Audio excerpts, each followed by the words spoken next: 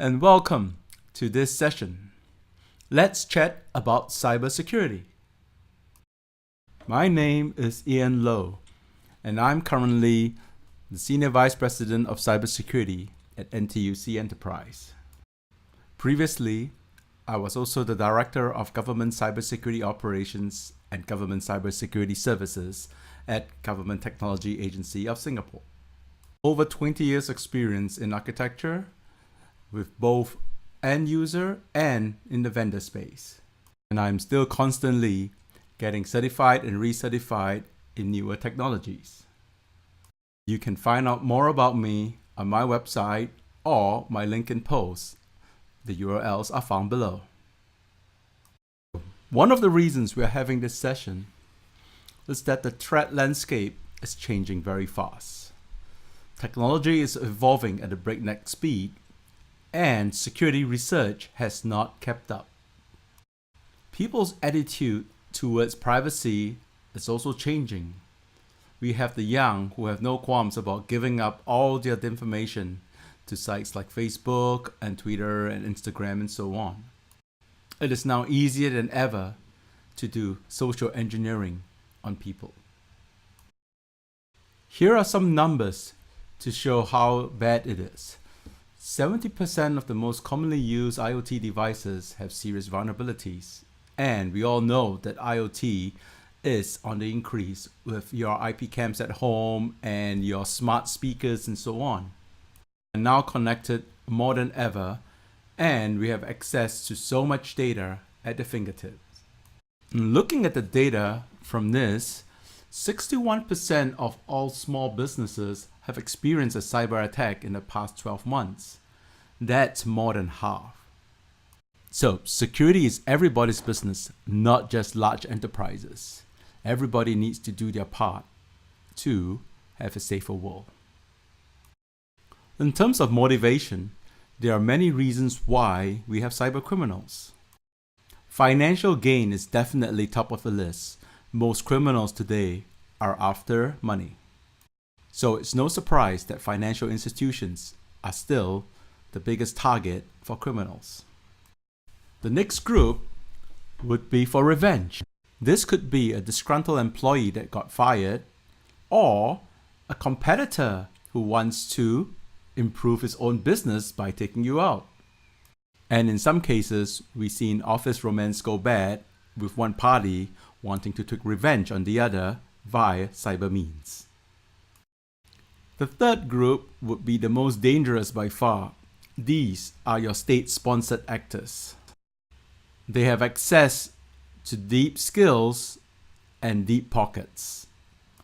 These state-sponsored actors are responsible for many of the APTs found in your environment. And the last group, which would be your script kiddies.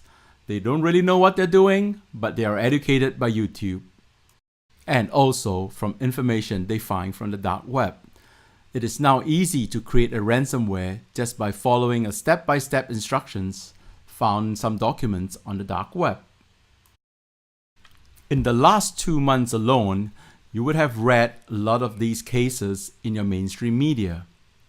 Firstly was a high-profile data leak of the HIV information.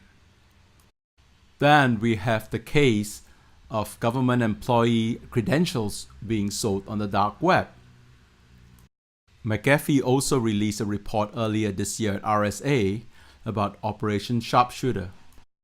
This was the case where allegedly North Korea has compromised some commercial servers to be used as a C2 server and infect people via Dropbox. And the latest, at the time of this recording, was the Norsk Hydro aluminium plant that got hit by ransomware. The cleanup cost has so far exceeded $40 million. So with all these threats, do you know where the hacker is? Well, he's probably sitting in a coffee shop near your office, listening to all your conversation. Social engineering is still the preferred way to get information about cases, technologies, networks, passwords, credentials, and so on. And his weapon of choice is your email system. that is still by far the largest way they get into your network.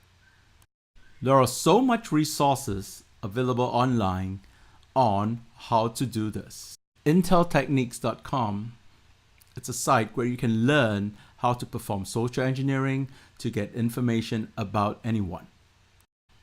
Do be careful of your surroundings and of attempts to get information from you, especially phishing emails.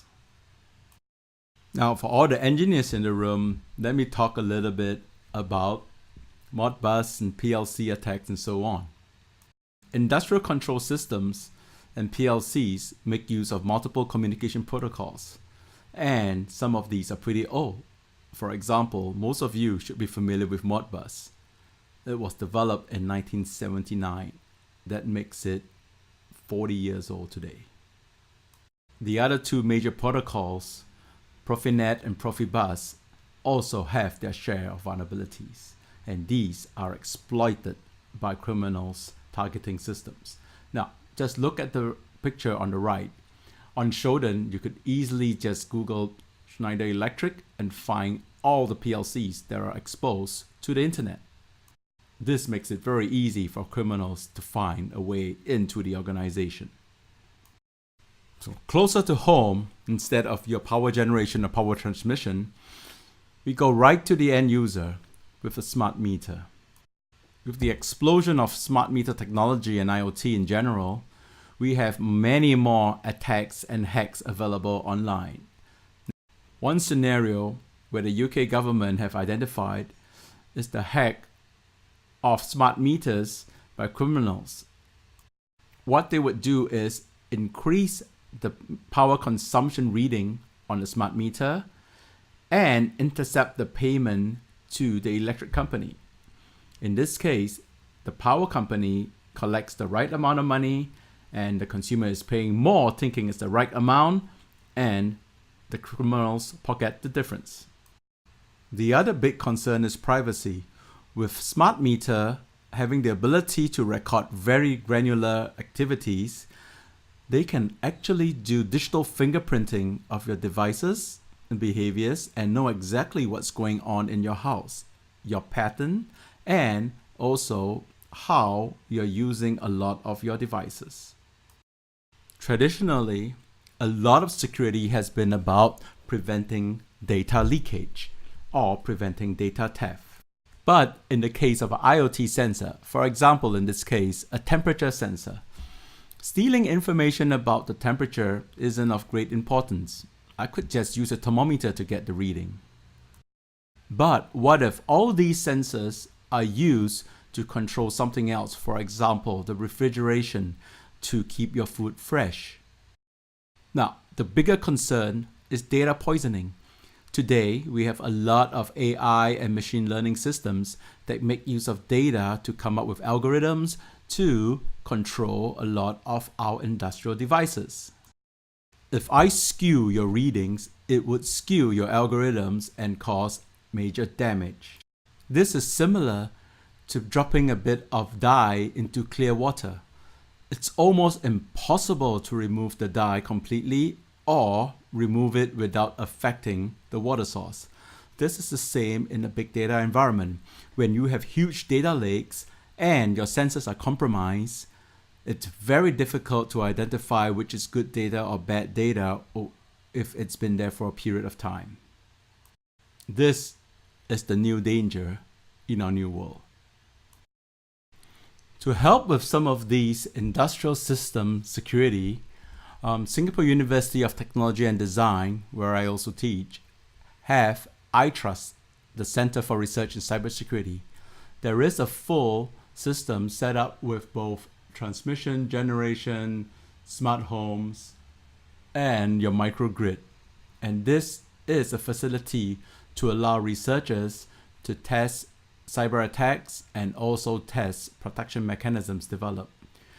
There are now over 60 developers in this center. Now that I have mentioned most of the mainstream stuff, let's talk about some fun stuff. What are the 2019 hacks and news that did not make it to the mainstream media?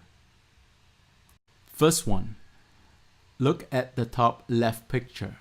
you see one of these pop-ups, they look familiar, doesn't it? Most of your websites today make use of Facebook ID or Google ID to authenticate you. And most of us are savvy enough to be trained to look at the URL to see that, okay, this is from www.facebook.com, so it must be legitimate. But criminals are getting smart. The URL is actually a picture. So just by glancing at it and checking out the URL, it's not sufficient anymore. Do pay attention to the pop-up. Is it a browser pop-up or is it a picture that's popping up? Moving on, we have a researcher attack an ultrasound system in a hospital. In this attack, they managed to retrieve a lot of ultrasound images together with patient information straight from the ultrasound machine. Today, many medical devices are very poorly protected, as security wasn't on top of their mind when they were building the systems. Next is something more dangerous. This is known as a polyglot attack, where executable code are hidden in images. So, just by visiting a website and you have advertising banners that pop up with images, they could be executing code on your browser. In this case, we found some JavaScript hidden in an advertisement. Now, this is not just restricted to pictures. Codes can be hidden in PDF files and so on. So just by opening some files, you could be executing code. This is known as a polyglot attack. Moving across, we have a proof of concept of an attack of your iPhone. Having a device still running iOS 10.1, if you visit this site and slide the slider at the bottom, it could take over your phone. The website is real, so if you have a 10.1 device, please do not slide the slider if you visit the website. Done. If you go to YouTube and search for Bloodhound 2.1, you can see a very elaborate video on how to use Bloodhound to take over someone's computer. And all these are freely available to people surfing the web. Another very sneaky attack is a compromised USB cable. Hackers can now put a controller in your USB adapter. In this case, if someone gave you a USB cable to connect your drive or charge your phone, they could, in essence, use Wi-Fi through the USB connector to take over your computer or record your keystrokes or mouse movement. And lastly, there is the mouse jack attack. This is an attack of sniffing your wireless connection. Now we're talking about keyboards and mouse with the wireless dongle. There are many attacks available that let you record all the keystrokes just by sitting near them. And even big brands like Logitech and Microsoft keyboards are affected. So far, this is still safe for Bluetooth keyboards and mouse, but in any case, wired connection is probably safer. Another thing to note, where is the weakest link? Well, the weakest link is probably the employee and his home. That's right. Hackers today are avoiding the fortress that is your company environment. So what do? They target key employees through their personal life and their home devices. Most homes today are poorly protected, and you wouldn't even know if someone has been in and out. Especially with connected NAS devices. Criminals today are often targeting the NAS as it stores a lot of information about work and not just your personal life. And targeting the kids is a very easy way. For example, compromising games that they download or install on their mobile devices. Most kids will not read a lot of the warnings, or they say if I need access to your drive or camera or microphone that you get on your phones, most kids will just click okay and try to get to gameplay as soon as possible. Be very careful the source of free games and what you let your kids install on your computers or mobile devices. So, what can you do? Well, firstly, do not record your passwords and paste it on post-its. It's like leaving your key in your door. Having a lock would be useless if your key is available. Similarly, having a password would be useless if you leave it lying around in a plain text file or on a post-it. do treat your password like underwear. Change it often and do not share. And do not use the same password for every site. A good resource for you is the Have I Been Pawned website. You can put in your email address and see if the information has been leaked or the password has been compromised and so on. So please try to use different passwords for different sites and if possible even different credentials. This would prevent data from being leaked if one site is compromised. Check your home devices. Are you using default passwords on your routers, your IP cameras, your switches, and so on? Make sure that you're sufficiently secure and do check them regularly for patches and firmware updates. And also be very careful of free Wi-Fi. Most of them are not trustworthy and could be recording your data as you use them. If you have to, please try to use a VPN service. In today's world, you got to try to think like a hacker. Try to think about ways people would misuse or abuse your system. Now, for the engineers out there or the requirements analysts out there, let me run through an example of how we would do this. In this example, I'll talk a little bit about misuse case. So for example, when you're designing a vehicle, the first requirement is, well, the driver needs to drive the car, right? But you should not stop there. You should think about, what if I'm a car thief? I would want to steal the car, which would prevent you from driving the car. So this would force me to think of another case. Now I have to think about how to lock the car to steal the car. And we think again, what if the car is locked? Well, I can still short the ignition to lock the car. Now, the engineer has to think about how to lock the transmission in case someone short the ignition, and so on. So this goes on till you can identify all the various misuse cases. It's a good way to help you think about what's the worst that could happen and help you think a little bit deeper about security and how you could be compromised. I encourage all of you to read more about this and attend some classes on this. So hopefully that was an interesting presentation for you.